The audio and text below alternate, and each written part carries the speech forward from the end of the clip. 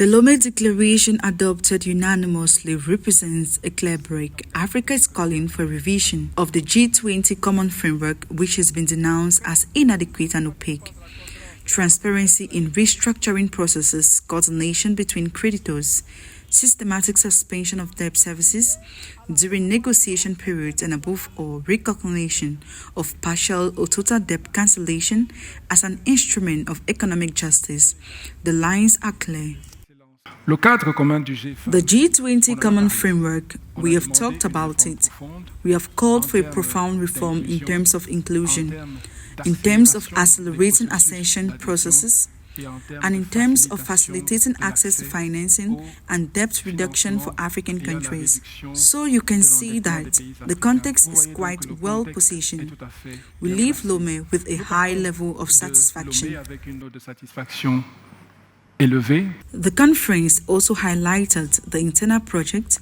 While the fight is global, it requires domestic rigor, budgetary discipline, transparency, the fight against illicit financial flows, estimated at $90 billion per year, and professionalization of debt management.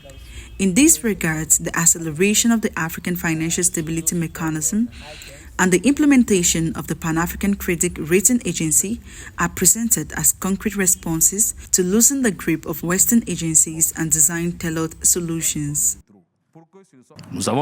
We have the internal resources, we have all the sub-all resources. We still need to resolve this issue of international financial architecture so that we can reverse the trend globally. At the African Union, one goal is driving everyone's attention, achieving sustainable growth of 7% to 10% per year over the coming decade. To achieve this, two battles are considered inseparable: climate and debt. The continent, a direct victim of climate change, loses up to 5% of its growth each year. Yet, it only receives 3% of the global climate financing promise. This aberration was denounced in Lomé, another pillar to the table. The effective creation of the African Monetary Institute, awaited for 2 decades, which will embody a step toward concerted monetary sovereignty. But it is on a global scale that the African Union is now placing its hope.